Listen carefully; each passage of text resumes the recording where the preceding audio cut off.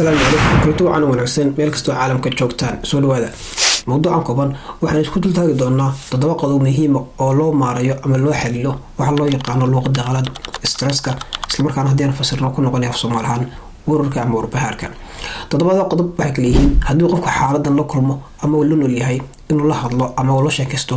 qoyskiisa ama saaxiibadiisa ugu dhow isagoo markaa uu sheegaya waxa uu dareemayo sidoo kale xaaladdu ku sugan yahay qodobka labaad wuxuu yahay inuu qofku u qaato waqti nasasho taasoo qofka ka caawinaysa inuu markaa naftiisa uu nasiyo taasoo ka dhigan in hoos loo dhigo cadaadiska badnaa qofku uu dareemayay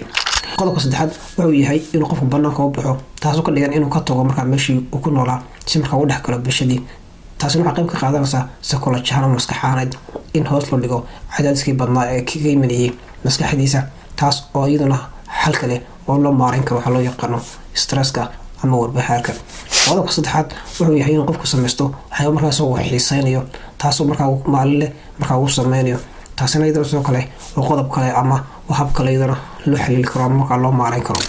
qodobka shanaad wuxuu yahay in qofku sameeyo jimicsi joogta jimicsigu qofku wuxuu caawinayaa in markaa caafimaadka maskaxdiisa sidoo kale jirkiisaba uu sare u qaado taasina waa hanaan kale oo loo adeegsan karo in lagu xalilo amaba lagu maareeyo warbahaarka qodobka lixaad inuu qofku sameysto waxa loo yaqaano team plan ama hanaan qorsheed qofku wuxuu ka caawinayaa in hoos loo dhigo xaaladaha wararka ama warbahaarka sababtuna waxay tahay haddii qofku uu waqti isu helo ma faraaqo waxaa dhici karta isla markaana waxba qabanaynin in markaa uu aad u fikiro taasina ay markaa ugu sii dirto xaaladiisa wararka ama sidoo kale warbahaarka qodobka ugu dambeeya aad toddobaad wuxuu yahay waxa loo yaqaano hurdada in qofku sameysto waqti isku mid ah inuu seexdo markaana uu tooso waxay ka dhigan tahay in la nasinayo maskaxdiisa caadiyan qofku waxaa looga baahan yahay inuu seexdo 7 saacadood ilaa 9 saacadood inta u dhaxaysa tani kula dambe nabadgelyo